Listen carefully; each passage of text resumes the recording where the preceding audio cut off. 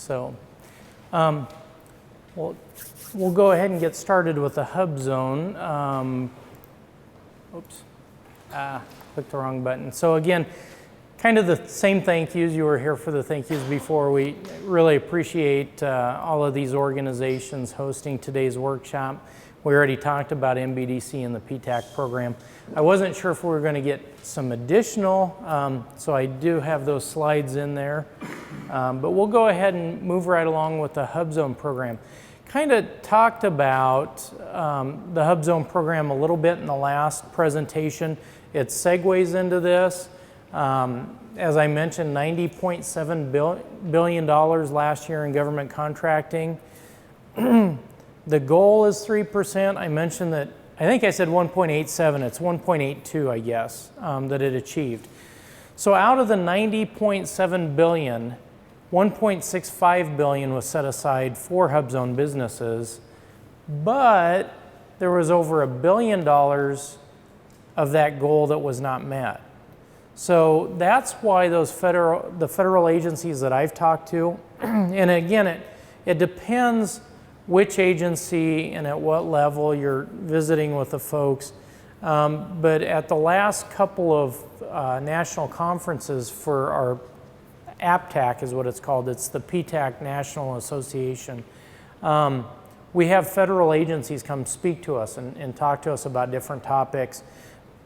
Every federal agency that has been to our national conference the last few years has talked about the importance of hub zones. We need more hub zone companies to contract with. And so I've really been talking to companies or trying to promote to companies in the counties that I serve, if you can meet the hub zone designation, I would give it a try. It's not a very complicated requirement to meet the hub zone.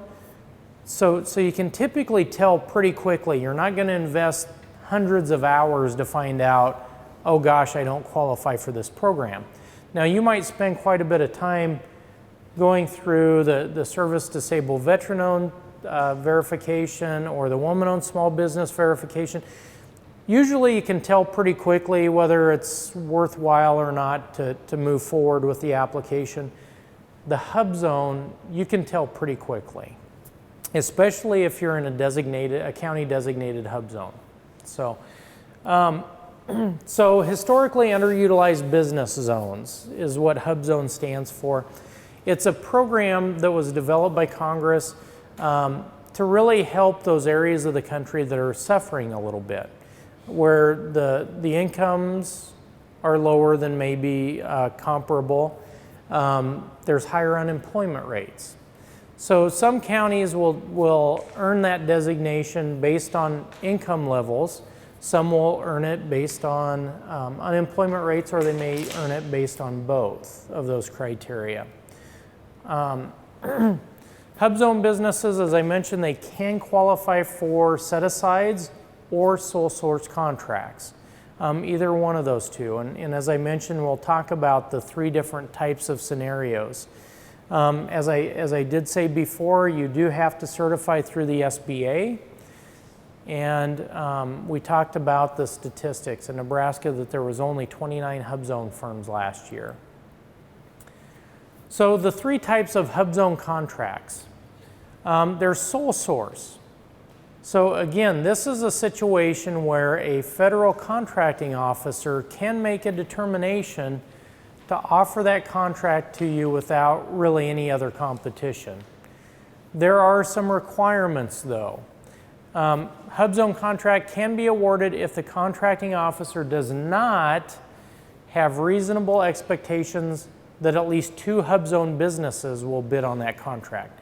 So if it looks like there's going to be 2 different HUBZone businesses bidding on this contract, it has to go out to solicitation.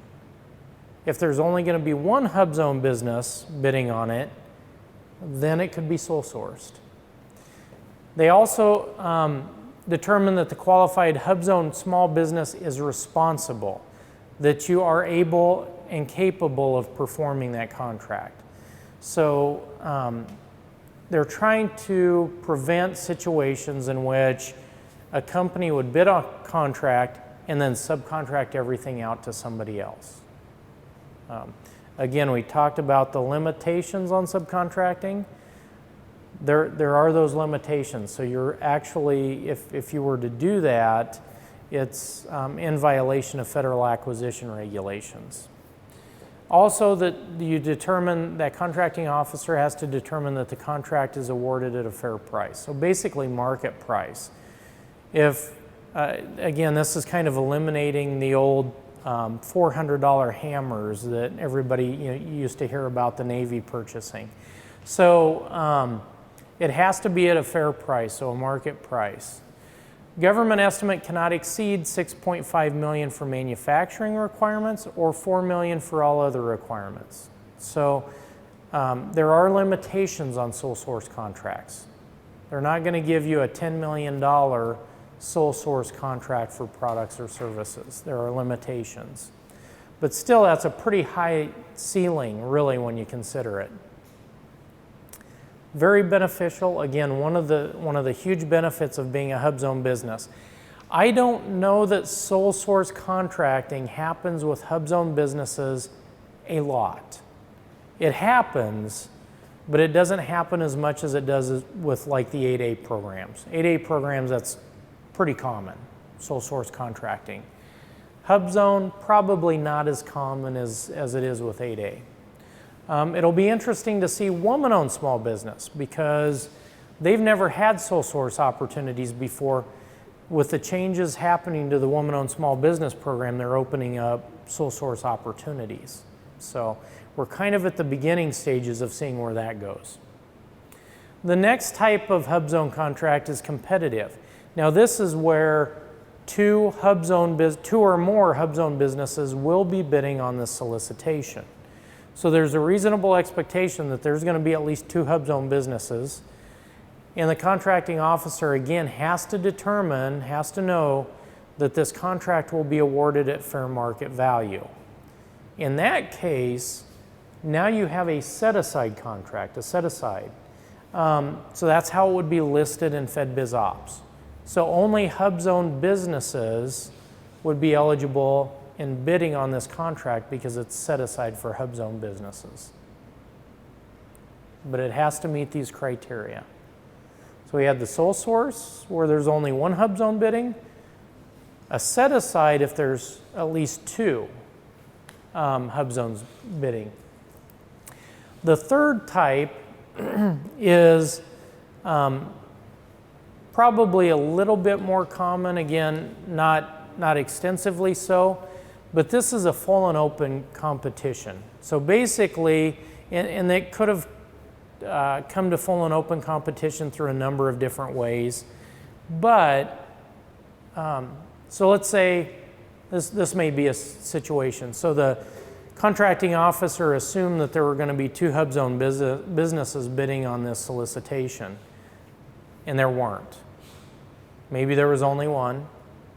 They could potentially do a sole source, or they may open it to full and open competition at that time. So they may change the parameters of that solicitation. Now it's open to full and open competition. So let's say a HUBZone business now bids. It's been resubmitted or let out again. Now a HUBZone business bids and they bid against a other than small business. Now they have a 10% price preference. So let's say the contract's for $1 million. The large company bids $1 million. The HUBZone business bids $1,250,000. Well, no, it wouldn't be that. $1,090,000 or so. Yeah. Again, now that they're not necessarily the lowest price bid, but because of that price advantage, the price difference, they would be awarded that contract as long as they're determined that they would be capable of performing the contract. So they have to be responsible as well. So again, it kind of provides three different advantages, and it kind of depends on the situation of that advantage. But HUBZone sole source, set aside, or you do have the price preference in a full and open competition. So really it's advantageous in any type of solicitation that you might bid on. The eligibility requirements, pretty minimal. Again, it's the easiest to meet those requirements, I think, in some circumstances. You have to be a small business. Again, any of the set-aside programs, you have to be a small business. So that's not different than any of the others. You have to be owned and controlled by at least 51% U.S. citizens or a community development corporation, ag cooperative, or a Native American tribe. Okay, those are really the categories as far as ownership. The principal office, here's where it really becomes the key pieces. A lot of small businesses can meet these first two. The next two are the tough ones. The principal office has to be located in a designated hub zone. Again, right now, Dawes and Sheridan County are designated hub zones. So if you have an office within those hub zones, you have the principal office. It has to be the principal office, not just a, yeah. Talk about, what if I start business now in Dawes or Sheridan County, and then I think you said in January sometime it's no longer a hub zone. Does that mean I no longer get hub zone contracts? That's right. That's right. You can fulfill a hub zone contract that you currently have, but you cannot be awarded. You would lose that designation. So, okay, the new awards as yep. of that date no longer happen until maybe it changes back. And unless you would regain that designation. So it's off and on. It is. Yep. Tricky. It can be. Exactly. Yep. And the other thing that affects it, so the principal office has to be in that designated hub zone. At least 35% of the employees have to reside in a hub zone. Doesn't have to be the same hub zone, could be a different one, but they have to reside within a hub zone. That's the hard part for a lot of companies that are not in designated counties, because you may have a principal office located in a hub zone, but it's really hard to control where your employees live. So you have to monitor that. And if you're close to that 35%, one person moving out of a hub zone, all of a sudden you can lose the designation. So that's why I promote it so heavily with the counties that are designated counties. This is much easier to meet. Now there can be situations where the employees, especially with Dawes and Sheridan County being so close, kind of the same thing with Brown and Keapaha counties. So the principal office may be in one county that's designated. You may have employees that live in this other designated county. They don't care which county, they don't care which hub zone those employees live in. You just have to have at least 35% that live within a designated hub zone. So again, these are the two hardest pieces to make fit.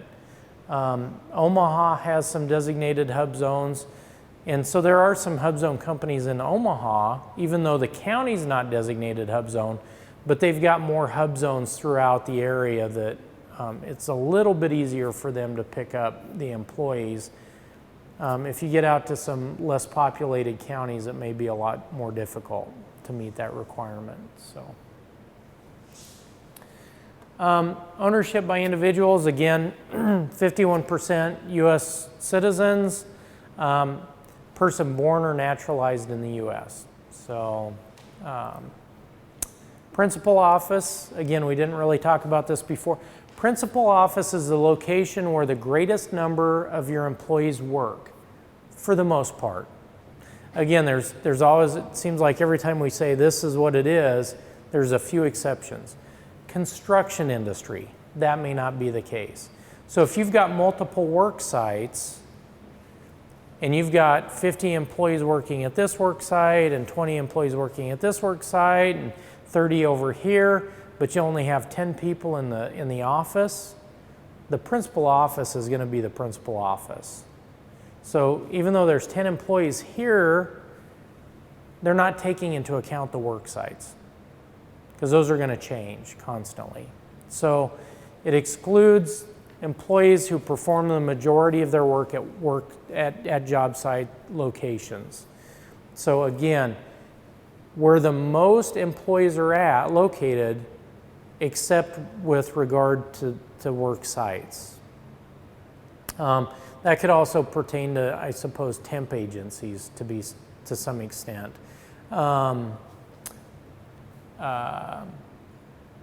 But let's say if it's a car dealership, for lack of so a car dealership has an office, let's say it's in Box Butte County, but they also have they have a branch up here in Dawes County, but the majority of employees are in Box Butte, doesn't count. Okay, it's where that principal office is. Does that make sense? Yep. So each state will have hub zones, absolutely. Yep. Chadron has, and there's different types of designations for the hub zones. I love the fact that when you have counties that are designated, because it makes it a whole lot simpler. Otherwise, you have to go in and look up on the hub zone maps, and you don't look it up by street address, you look it up by latitude and longitude. So you convert the street address to latitude and longitude, and then you go in. And I will say that is not a perfect system even today. I was helping a client in Brown County apply or talk them through their process a few months ago. Some of the addresses that they were trying to convert to latitude and longitude would not convert. So it took a little bit more work to finally get those pieces into place. So employment, again, 35% of the employees, we talked about that. You have to check the hub mapping tool. The SBA has a mapping tool. Again, you put the hub zone, the latitude and longitude in. It will tell you if that address is or is not a hub zone. You have to print the hub zone maps. You have to provide a copy of that employee's driver's license to show that they're, and so obviously there's several things that kind of affect that. One is making sure that your employees have accurate and up-to-date driver's license. If they have an old address, guess what? That's the address that's showing up on the driver's license. It may not be a current address. So it does, the nice thing is, although it really doesn't help in most cases, when determining the percent, you round up to the next nearest number. So if it was at 32.2%, they rounded, or 34.2%, they would round it up to 35. So, yeah, Jennifer? How do you handle part-time employees? They count. It has to be at least 40 hours per month. They do not count. They do. Well, if it's 40 hours a month or more, so 10 hours a month. So basically 10 hours a week. Yeah. So if they're working 2 hours a week, then they do not count. But if it's 40 hours a month, did I say a week? You said a month. Yeah, 40 hours a month. Yeah, yeah, exactly. Yeah, so 40 hours a month. Yeah. HUBZone qualified areas, again, this is a non-metro county that's been designated. I love those. The metropolitan area census tracts, again, those are more sparsely populated. So it's a little bit more difficult to meet the criteria for HUBZone certification if you're not in a non-metropolitan county. So it can happen, it does happen, but if it's easier to make sure that 35% of your employees, if you're meeting the non-metropolitan counties, if that makes sense, for the designations.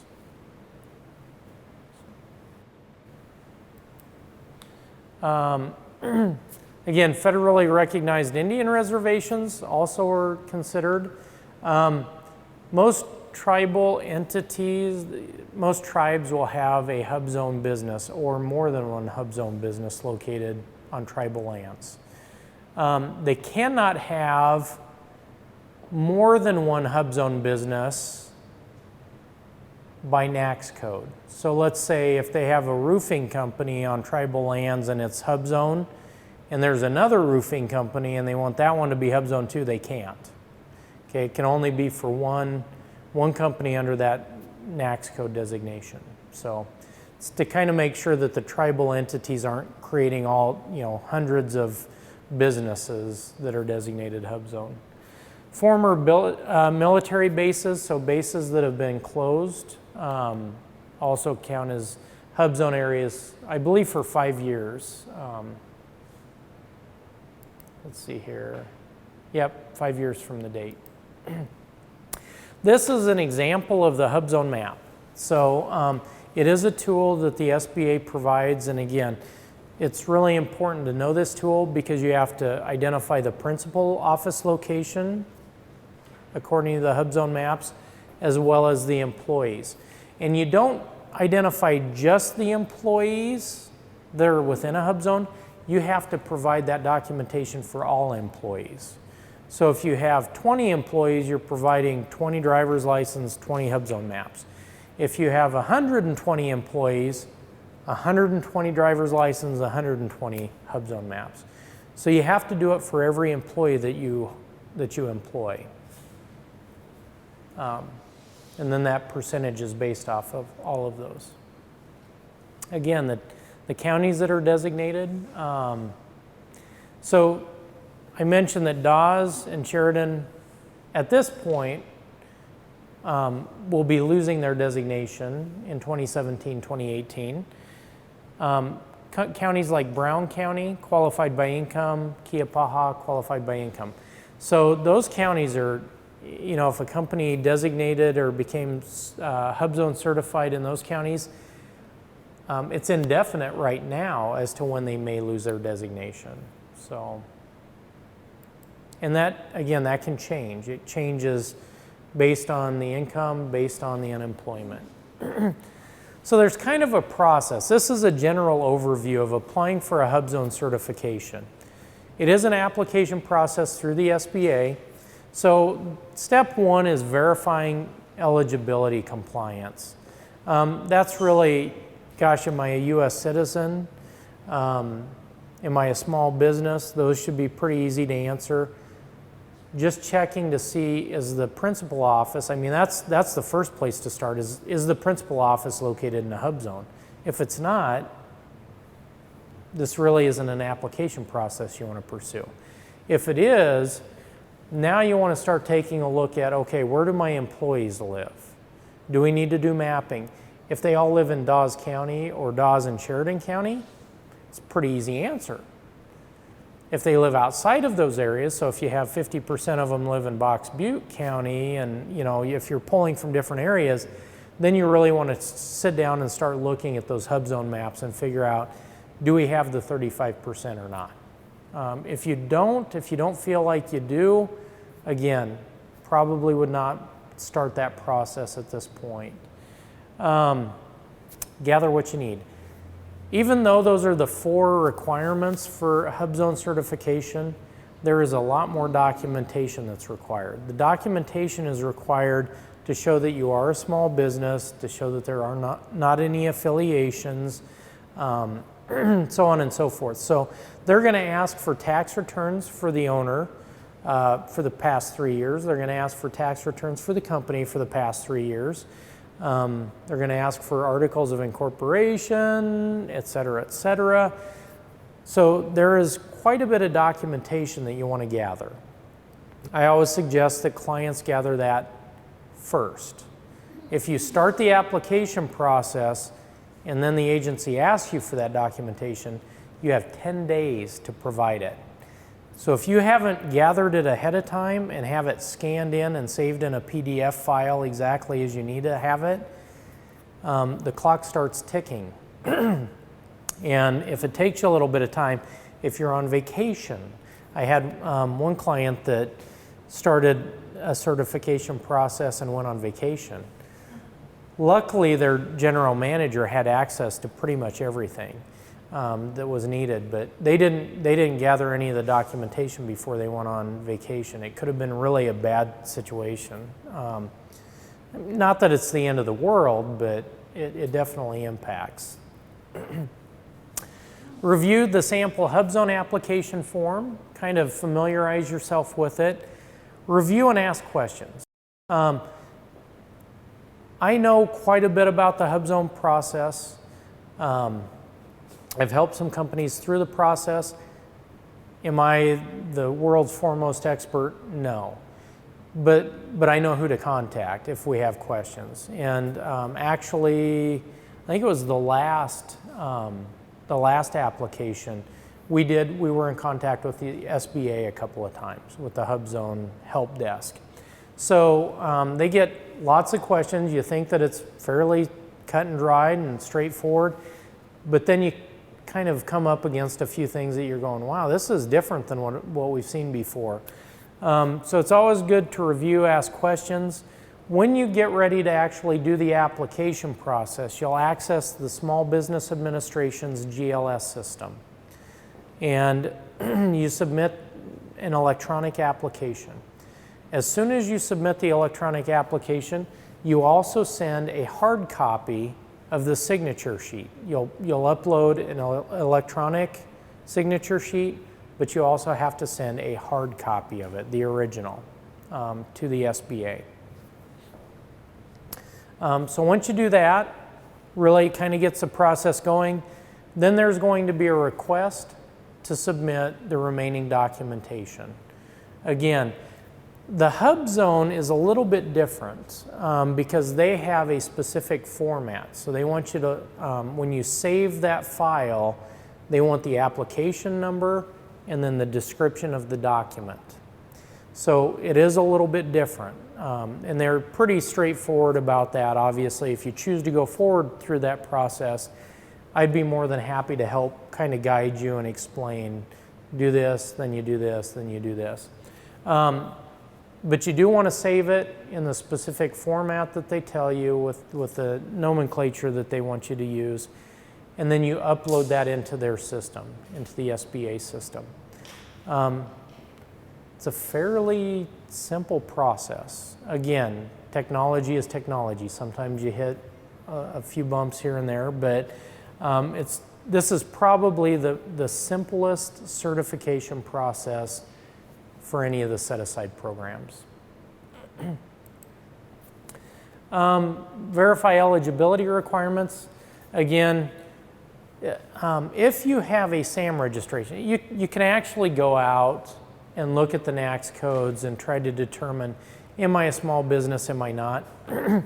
If you're thinking about contracting with a federal agency, I'd skip this step here and just do a SAM registration.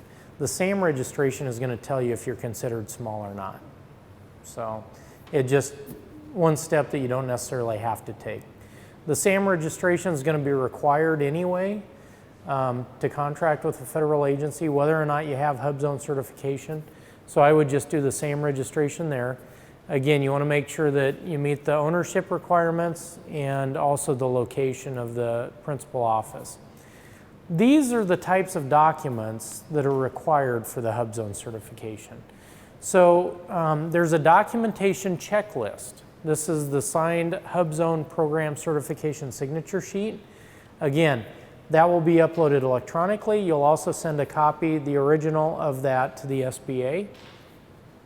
Size and affiliation documentation. As I mentioned, the most recent 3 years of corporate tax returns, and then also the most recent federal personal income tax returns. And that's for individuals that own 20% or more of the company. So it kind of depends ownership structure of that company. For the principal office documentation, it's not as simple as saying our office is located at this address, take our word for it. Of course, the government's going to want to see proof. So you need to provide a deed or a lease or rental agreement, property records.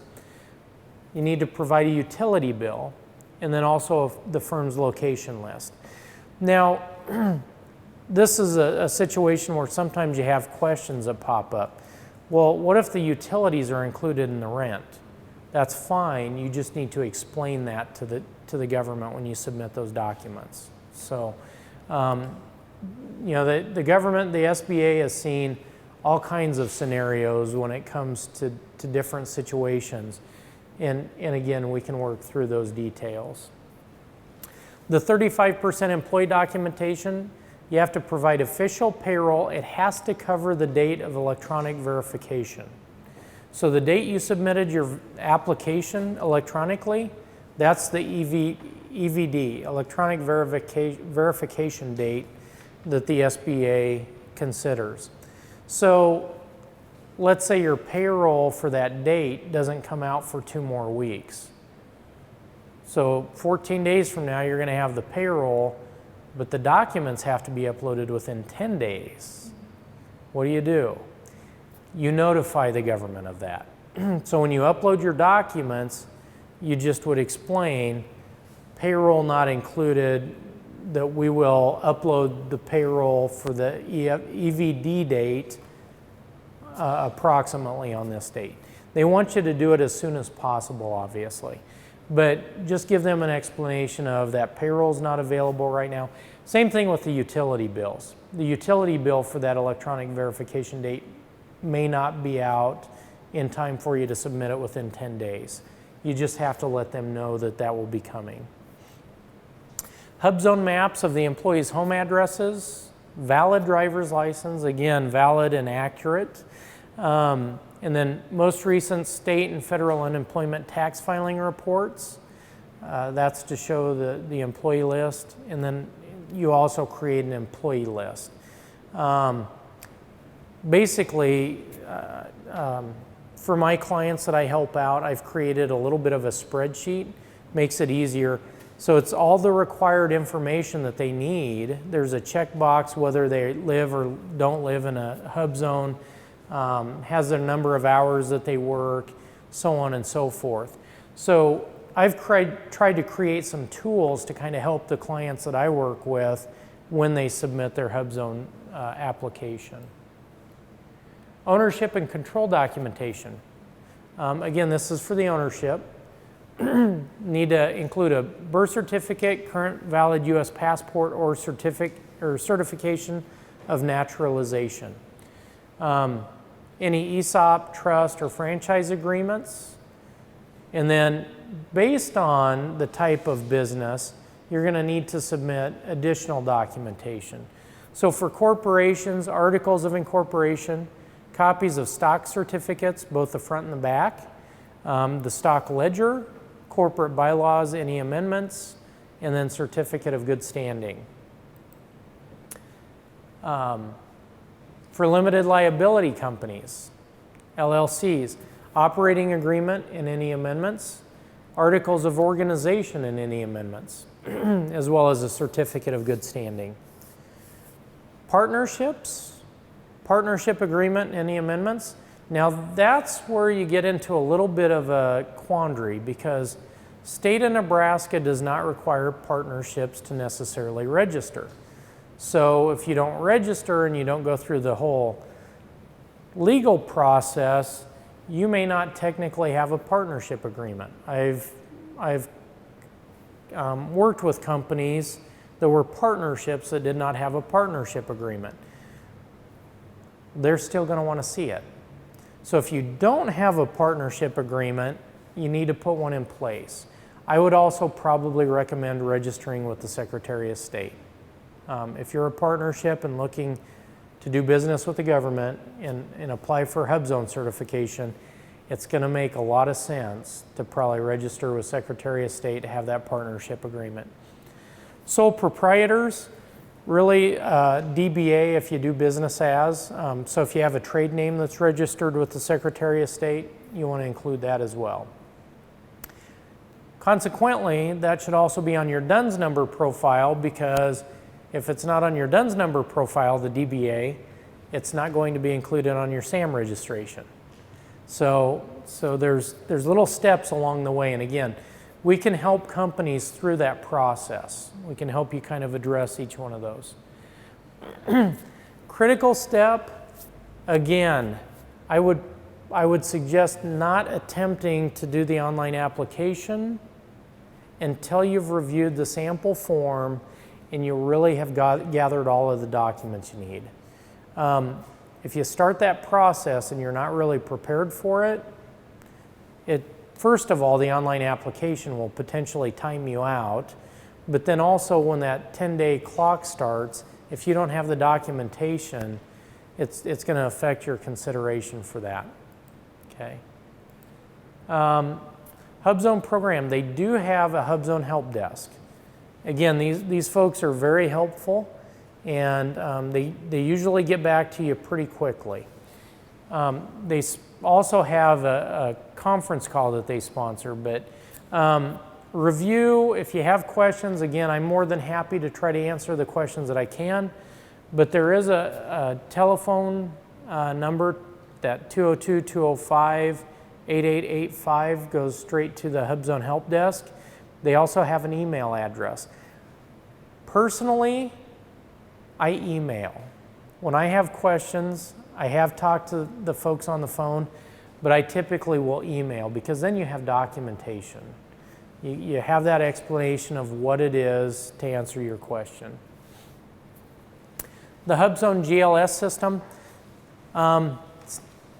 I wouldn't say it's the most user-friendly, but it's not the most difficult system that I've encountered either. So I'm more than happy to work with clients and help them through that process, get them started on the GLS.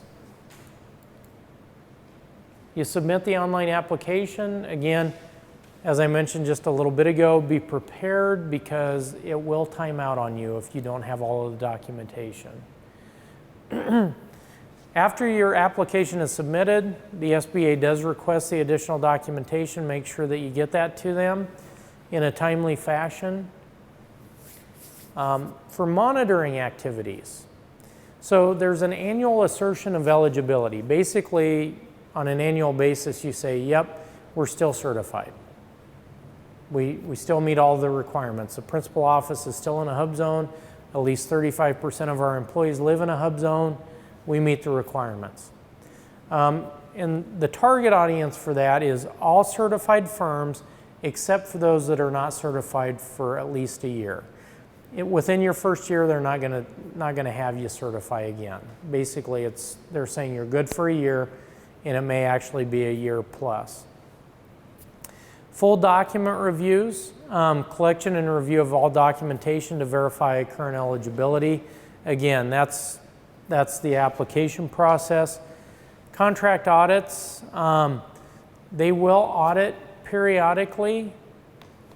I don't know that any of my clients have had an audit. So they just, again, want to make sure that the date that you are awarded that contract, because if you lose certification, so if you knowingly, let's say you have 5 employees from, let's say if your office is in a HUBZone area in Box Butte County, and so you have 35% of your employees that live in Dawes County, the other 65% live in Box Butte County. If you lay off those employees from Dawes County, you've just lost your certification. You no longer meet those eligibility requirements. You need to notify the SBA if you knowingly lose that eligibility or you don't meet that eligibility anymore. You need to notify them. They may periodically audit. So if you don't notify them and you have gotten contracts in the meantime and they're HUBZone set aside, there can be some penalties for that. So you do want to stay up on that and notify them of any changes. They also do site visits. Again, the clients that I've helped have not had a site visit. I would imagine they typically visit more populated areas when they do those site visits. But they do that for select certified firms or potentially new applicants. I mentioned the conference calls. They do have HUBZone program conference calls. They're every Tuesday and Thursday from 1 until 2 Central Standard Time. The toll-free number 888-858-2144, and they do have an access code 1-875-223 in the pound sign. The participants on the call determine the questions. I sat in on the second call that they ever did. This has been going, these conference calls have been in place for about a year. I missed the first call. I sat in on the second call. There were only 3 people on that call. They asked a few questions. The call did not last a full hour. It was about 15 to 20 minutes long. So they'll take questions from folks. They'll answer those questions. They'll stay on the line for probably another 10 minutes, I suppose, and then the call ends. So if you do have questions, again, this is kind of an area where you can call in and ask on a conference call questions of them. Eligibility assistance. Again, there's the HUBZone, the SBA office also can provide assistance, or the PTAC program. Again, I'm more than happy to help you out. I've helped guide some clients through this process and successfully so. So if you are interested in certifying as a HUBZone, I'd be more than happy to visit with you and help you get that ball started. So these are some resources and tools. SBA websites really is for the most part, talks about the HUBZone certification, the HUBZone maps, the help desk. Really some helpful tools as you decide to move forward. We talked about the federal acquisition regulations in the last presentation. So again, any thoughts, questions that you might have? It's not, like I said, it's not as complex as some of the other set-aside programs. It's fairly straightforward and is a great program. But again, if you feel like you meet the requirements of any of those other set-aside programs, I'd be more than happy to help you with that as well. So, yep, Tina?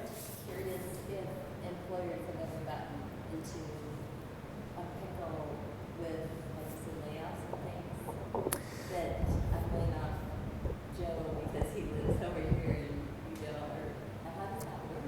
Yeah, so companies should probably be conscious of those efforts, obviously. It's not like you want to keep an employee that lives in a HUBZone. You know, if you've got to lay off employees, you're going to want to retain the ones that are probably the most efficient, that do the best job.